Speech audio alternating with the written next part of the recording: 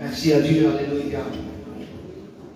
On ne peut pas écouter la parole de Dieu, amen, c'est important d'écouter la parole de Dieu. Hein, les cantiques, comme on a dit, c'est bien, mais on ne néglige pas la parole de Dieu, on ne néglige pas la prière.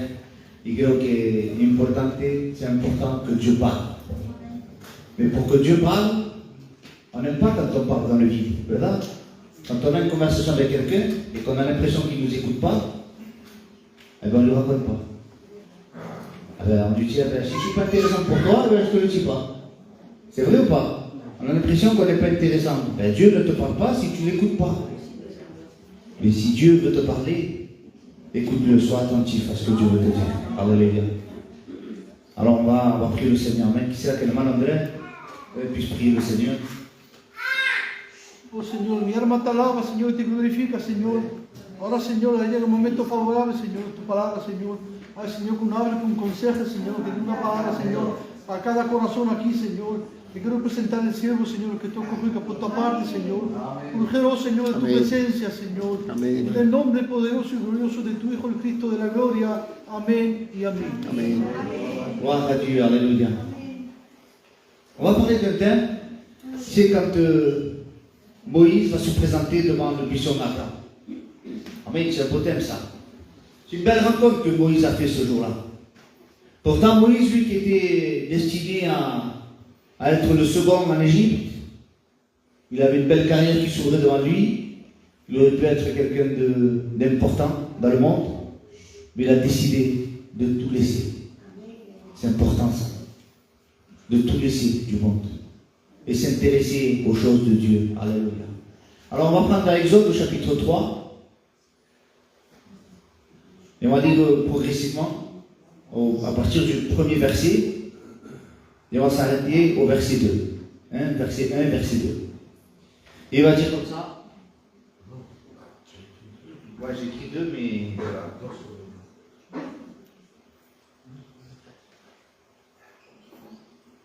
Je t'ai fait un piège.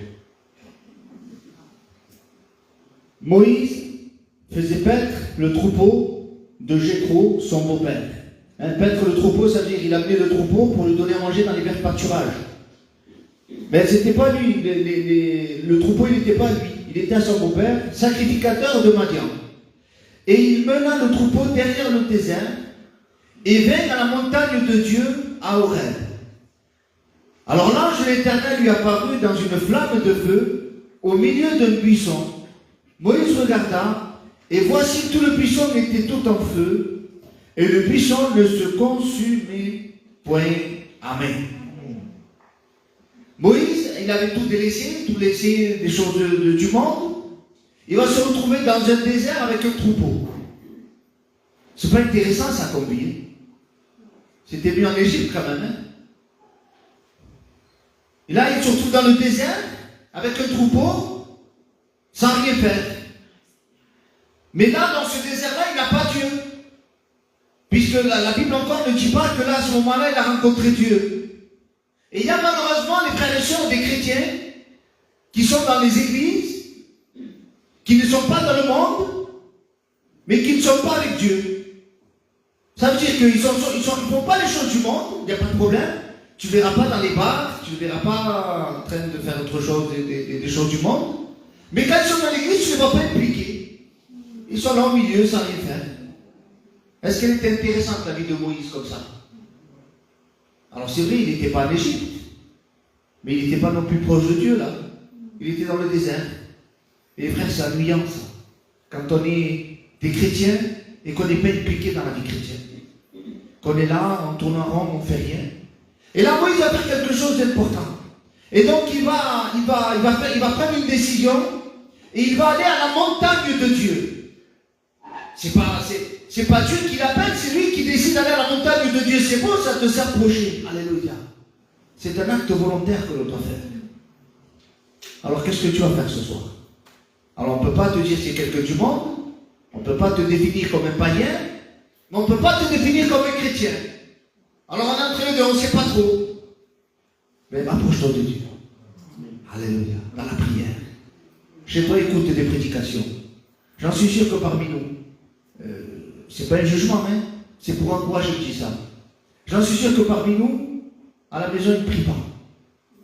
Il n'écoute pas les prédications. Il n'écoute pas des cantiques. Il ne se met pas, il ne lit pas la Bible. Il se contente de venir le mardi soir à 19h30, à 19h, d'écouter un peu les cantiques, d'écouter un peu la prédication, de rentrer chez soi. Et ils sont en réalité, ils ne sont pas dans le monde. On ne peut pas dire qu'ils sont dans le monde, on ne peut pas dire que c'est des chrétiens. Et je t'invite ce soir à t'approcher davantage. Amen. Ce n'est pas un jugement, au contraire. Je dis simplement que je vais t'encourager à aller de l'avant. Va à la montagne de Dieu, va à la rencontre de Dieu, alléluia. Et Moïse, là, c'est ce qu'il va faire. Il va aller à la montagne de Dieu. Et je vais vous poser une question ce soir. Il se trouvait où ce buisson? En bas, dans le désert? Il était où? Dans la montagne, à Horeb. Alléluia. Dieu s'était révélé dans cette montagne-là à Moïse. C'était le choix de Dieu. Dieu avait choisi cette montagne-là pour se révéler à Moïse. Alléluia. Et pour nous les frères, Dieu a choisi une montagne pour se révéler. Tu sais quelle est la montagne que Dieu a choisie? Ah oui, si vous savez. C'est laquelle? Jean chapitre 19, au verset 17. Jésus portant sa croix arriva au lieu du crâne qui se nomme en hébreu Golgotha. Alléluia. Golgotha qui signifie le lieu du crâne, c'est le lieu où Jésus a terminé sa vie terrestre. Parce qu'après on va le placer dans un sépulcre, mais en réalité il est mort sur cette croix. C'est la fin de la vie terrestre de Jésus. Mais c'est le commencement pour toi. Alléluia. Amen. Et ça c'est important. Le rendez-vous que Dieu te donne, c'est de venir à Golgotha, de venir à la croix. Alléluia. Là, Jésus est cloué entre deux brigands, l'un à sa droite, l'un à sa gauche. Et il y avait un serviteur de Dieu qui disait comme ça. Vous avez vu quand les athlètes, quand ils gagnent, ils sont sur un podium. Il y en a un, le troisième, le deuxième, mais le premier, on le met où? Toujours au milieu. Parce que Jésus doit être le numéro 1. Alléluia. C'est beau ça que Jésus soit le numéro 1 dans notre vie. Alléluia. Alors on comprend que la montagne que Dieu avait choisie à Moïse, c'était la montagne de Dieu, à Horeb. Et pour nous, on comprend que c'est Golgotha. Mais qu'est-ce qu'il a fait Moïse quand il s'est confronté à ce buisson? Eh bien, on va le prendre ensemble. Quand on lit au verset 2 de l'Exode au chapitre 3, et il va dire, l'ange de l'Éternel lui apparut dans une flamme de feu au milieu d'un buisson. Hein, c'est ce qui est marqué là. L'ange de l'Éternel lui apparut dans une flamme de feu au milieu d'un buisson. Pour Moïse, ce buisson, cette flamme, cette chose qu'il voyait là, c'était quelque chose de puissant, quelque chose de grand. Il savait que ce n'était pas quelque chose qui venait de la terre. Un buisson qui prend feu, je pense que dans le désert, c'est normal. Il fait tellement chaud les après-midi que c'est possible que le bois soit tellement sec. C'est possible, hein, je ne dis pas que c'est le cas, mais c'est possible qu'il prenne feu. Mais un buisson, vous comprenez qu'il ne faut pas sortir de grandes écoles pour comprendre qu'un buisson, pour qu'il brûle, il faut qu'il y ait du bois. Mais une fois que le bois est consumé, c'est fini, il n'y a plus de feu. Mais ce feu-là, il ne vient pas. Il ne vient pas du monde. Il vient du ciel. Il a une particularité. Alléluia. La Bible dit que ce buisson ne se consumait pas. Alléluia. Parce qu'il n'est pas là pour te faire du mal, le feu de Dieu. Il est là pour te bénir. Il est là pour te faire du bien. Alléluia. Il va dire que ce buisson, pour Moïse, c'était glorieux, c'était mystérieux. Mais c'est normal, c'est la révélation que Dieu voulait pour Moïse. Alléluia. Et au verset 3, il va dire, hein, quand on continue là, pour Moïse dit, je veux me détourner pour voir quelle est cette grande vision. Hein, vous avez vu le mot qu'il emploie, cette grande vision. Il ne va pas dire, je voulais voir ce que c'était que ce petit truc là, ce petit... Non, il va dire cette grande vision. Dans une autre version, il dit, je voulais voir ce phénomène extraordinaire, ou ce spectacle extraordinaire. Et pourquoi le buisson ne se consume point?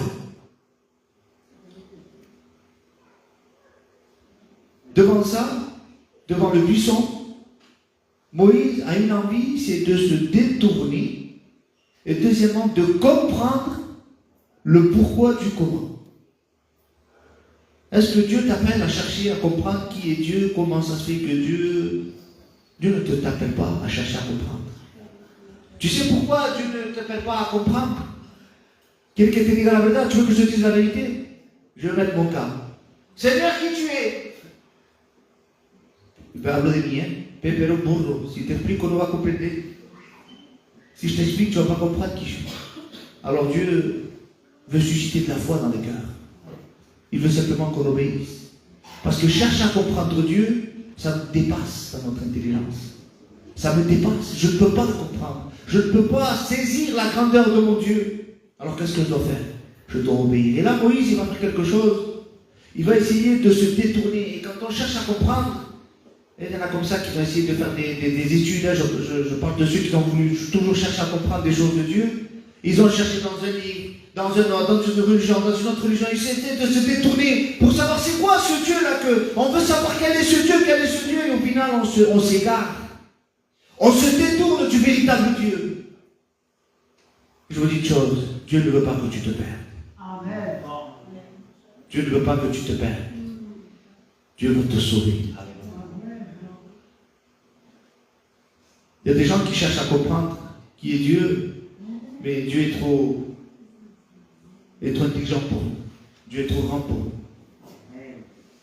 Moïse, devant ce buisson, normalement, il aurait dû se prosterner et de dire, Seigneur, c'est toi qui parles, je me prosterne devant toi. Et voilà, il y en a toujours comme ça qui cherchent à comprendre pourquoi, comment. Et à cause de ça, comme je disais, on s'égare. Et voyant qu'il s'est égaré, Dieu va intervenir. Il ne peut pas te laisser comme ça. Dieu voit que tu es en train de t'éloigner. Je ne sais pas quel est ton cas ce soir. Dieu connaît tout, hein. Dieu sait toutes choses. Dieu voit que tu es en train de te détourner. Dieu attend que tu es en train de te refroidir, peut-être. Peut-être que tu es en train de t'éloigner petit à petit. Et Dieu ne veut pas que tu te perdes. Et il va faire quelque chose. Au verset 4, il va dire, et l'Éternel vit qu'il se détournait. L'Éternel l'a vu. Comme ce soir, le Seigneur te voit.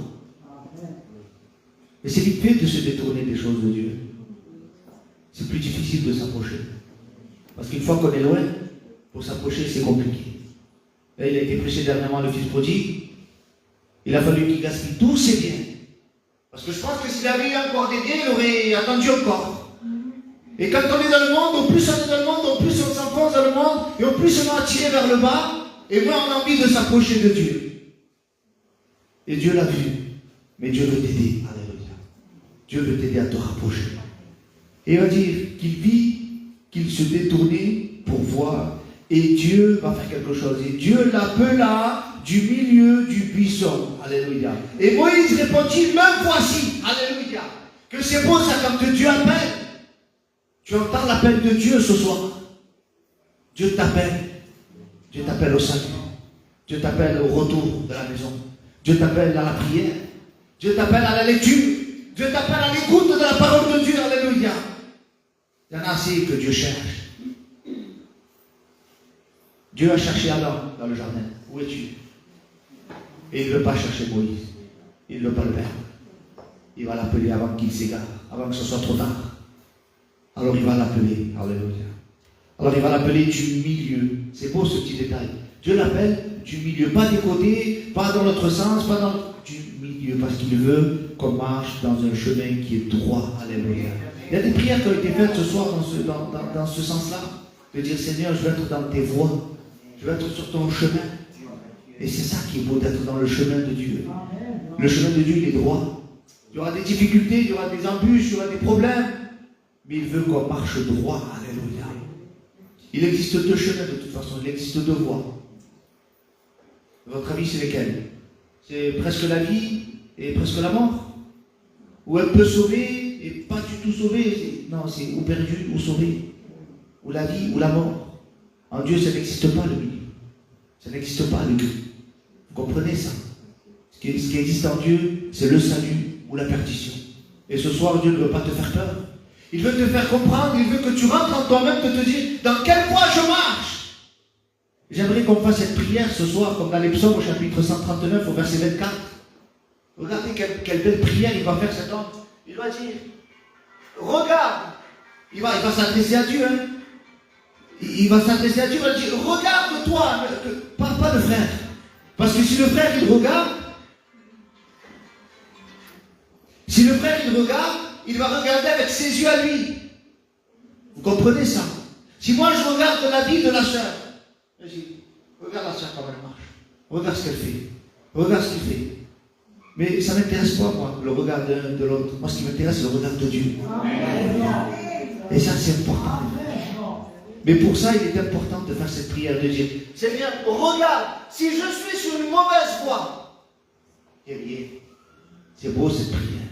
Seigneur, si je ne marche pas dans une bonne voie, Seigneur, si je ne suis pas dans ton chemin, Seigneur, si je ne suis pas là où tu veux, parce que des fois, on prend des chemins et on croit que ça vient de Dieu. Alors au début, on s'écarte un peu, mais on est encore proche du chemin de Dieu parce qu'il n'est pas encore éloigné. Mais il va arriver à un moment donné où c'est complètement la parallèle, c'est complètement plus loin. Et si on continue plus loin, ben c'est plus le chemin de Dieu. Et là, le psaume va dire, Seigneur, regarde si je suis sur une mauvaise voie. Et conduis-moi sur la voie de l'éternité. Alléluia. C'est conduis-moi sur la voie du salut. Alors Moïse lui va répondre, du milieu du buisson, Dieu va l'appeler, et il va répondre, il va dire, me voici. Ça veut dire, qu'est-ce que ça veut dire, ça, me voici? Ça veut dire, je suis là. Mais, je suis là, je ne bouge plus, Seigneur, ça va, j'ai compris. Ça va, Seigneur, je comptais me détourner. Je voulais chercher à comprendre. Avec ma petite capacité. Je voulais faire ceci, je voulais faire ça. Mais Seigneur, j'ai compris. Tu ne veux pas que je me perde. Tu ne veux pas que je me détourne. Alléluia. Je me tiens devant toi. Verset 5 qui va dire, et Dieu dit que c'est beau ça. Il va lui donner des instructions. Dieu dit, n'approche pas d'ici. Je ne comprends pas, Seigneur. C'est un buisson, c'est là où tu veux te révéler, mais tu lui dis, ne t'approche pas. Mais qu'est-ce qui dérangeait? Qu'est-ce qui dérangeait en Moïse? Il va dire, n'approche pas d'ici. Ôte tes souliers de tes pieds, car le lieu sur lequel tu te tiens est une terre sainte. Alléluia.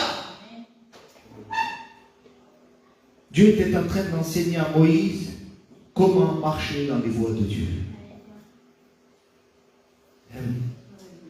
Parce que Moïse, lui, il avait encore l'habitude des Égyptiens, lui. Il voulait marcher à la manière des Égyptiens. Sous des voies, on ne marche pas comme on veut avec Dieu. Et c'est le Wechitanico, ça ne fait pas de nous un bon chrétien. Vous comprenez ça? Être le plus gentil de la terre, être le plus serviable, ça ne fait pas de nous des chrétiens. Ce qui fera de nous des chrétiens, c'est de marcher dans les voies du Seigneur. Dieu a enseigné à Moïse comment marcher dans ses voies. Moïse voulait faire comme il voulait. Mais Dieu va lui rappeler quelque chose. L'endroit où tu te tiens là maintenant, c'est une terre qui est sainte. Donc si la terre elle est sainte, ta marche doit être sainte. Vous comprenez ça? Sur terre sainte, on ne marche pas d'une manière souillée. Ça ne marche pas, les frères, de faire comme on veut, de marcher comme on veut.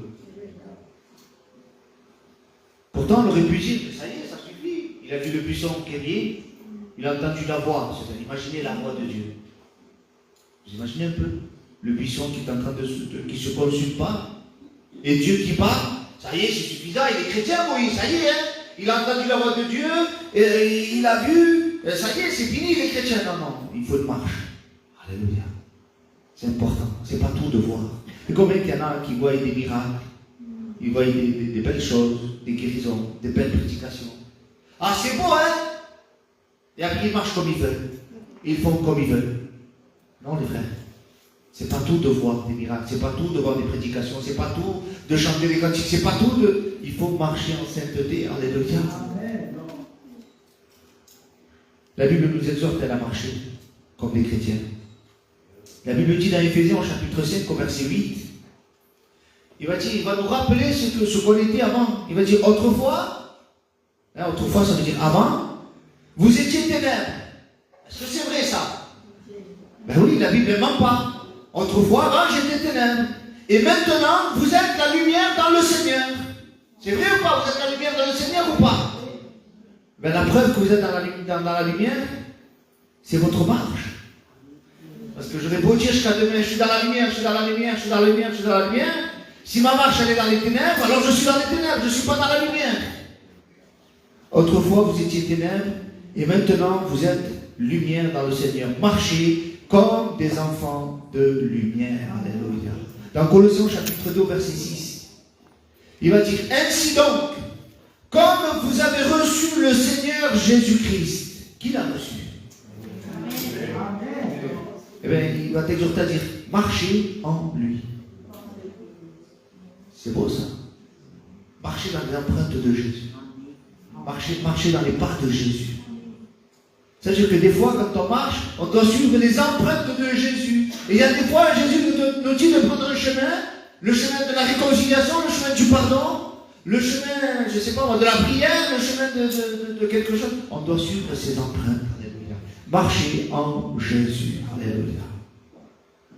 Alors, ce qui est beau dans la prédication, c'est que Moïse, lui, quand il va se présenter devant ce buisson, j'aimerais qu'on prenne ce verset, hein, Exode chapitre 3, verset 2, il va dire, l'ange de l'Éternel lui est apparu. C'est pas n'importe quoi, il faut que vous compreniez que l'ange de l'Éternel, ce n'est pas n'importe qui dans la vie.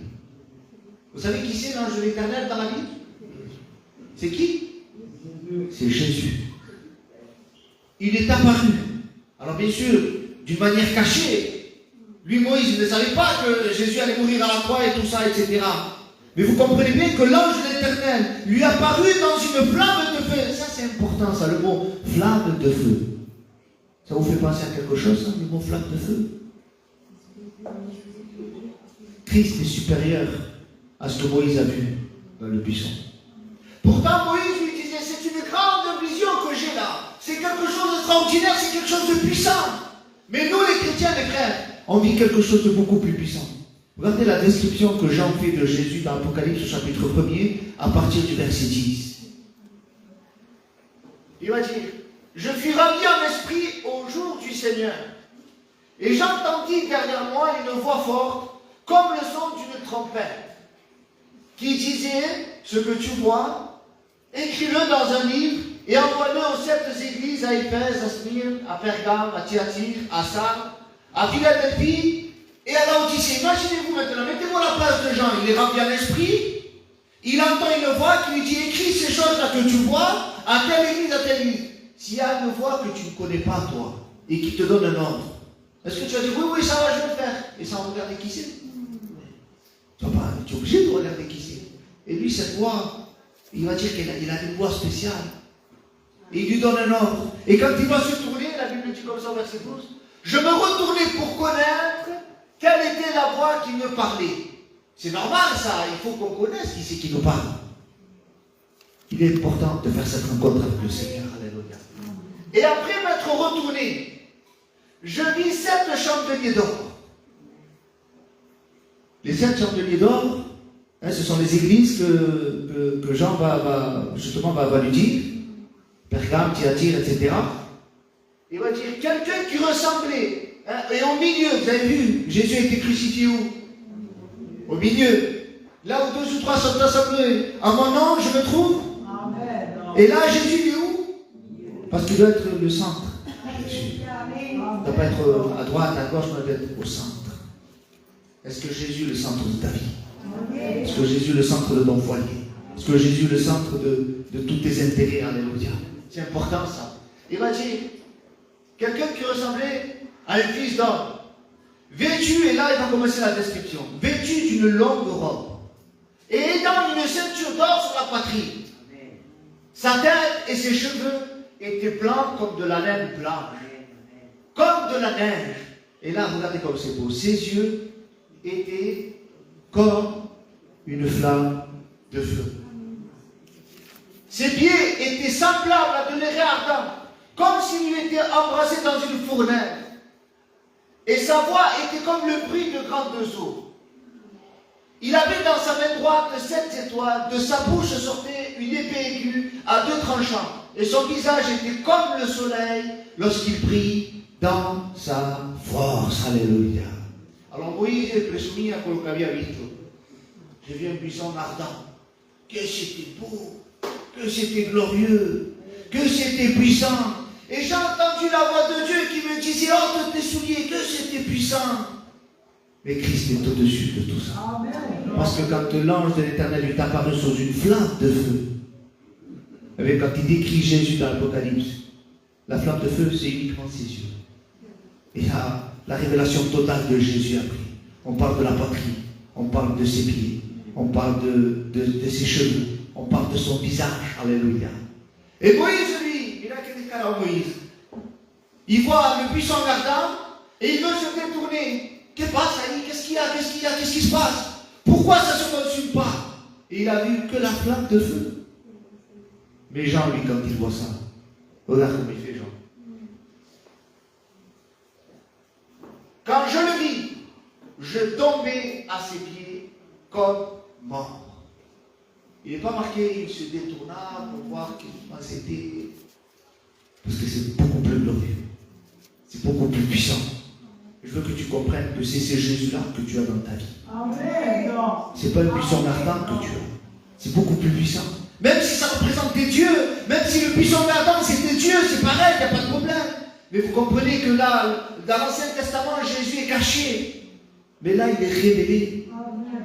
Qu'est-ce qui t'empêche de marcher? Qu'est-ce qui t'empêche de t'approcher de Dieu? Qu'est-ce qui t'empêche de prier? Qu'est-ce qui t'empêche de lire la Bible? Qu'est-ce qui t'empêche de venir à l'église? Qu'est-ce qui t'empêche d'être chrétien? Si tu as avec toi le roi des rois, le Seigneur des seigneurs, alléluia. Et regardez le détail. Quand je le vis, je tombais à ses pieds comme mort. Et qu'est-ce qu'il a fait, Jésus? Il n'a pas appelé du milieu. Il fallait une intervention, il fallait qu'il le touche. Il posa sur moi sa main droite en disant, ne crains point. Si Jésus ne met pas sa main sur Jean, c'est qu'un peu le Vous comprenez ça? Tellement que c'est puissant, tellement que c'est glorieux. Un véritable chrétien, c'est comme ça qu'il doit réagir. C'est pas comme Moïse qui essaye de s'égarer, de se détourner, non. Un véritable chrétien, il doit vivre une vie agréable devant Dieu. Hein, quand il dit, la dernière fois ça avait été prêché, ça, on doit être mort au péché, mais vivant pour Dieu. C'est important, ça, frère et sœurs. Alors je crois que vous avez compris ce soir que Moïse, lui, peut se souvenir de la vision qu'il avait eue. Alors c'est sûr, ça a permis qu'il fasse une œuvre merveilleuse. Hein, à partir de ce buisson, Dieu lui a parlé, il a dû l'enseigner, il a dû d'abord lui expliquer qu'il faut ôter ses souliers, et après pouvoir marcher. Une fois qu'il lui expliquait ce qu'il devait lui expliquer, il lui a dit, va, et va sortir mon peuple de l'esclavage. Heureusement qu'il a obéi. Mais là, la révélation, elle est totale. La révélation, elle est parfaite. Jésus est mort à la croix. Jésus est ressuscité. Alléluia. Jésus est à la droite de Dieu, et ces Jésus-là habite dans ton cœur. Alléluia. Quand on le voit, les frères, eh bien, on est obligé de suivre le Seigneur. Y creo que esta noche hemos comprendido la palabra de Dios. Je crois que ce soir on a compris que ce Jésus-là, ce n'est pas une petite flamme de feu, c'est beaucoup plus important que ça. Alors on va prier le Seigneur ensemble. Amen. Michel, tu pries le Seigneur. Seigneur, mon Dieu, mon roi, merci pour ta parole, parce que ta parole est la vérité, Père éternel. Merci, Seigneur, parce que tu es donné pour nous, Seigneur. Merci, Seigneur, mon Dieu, pour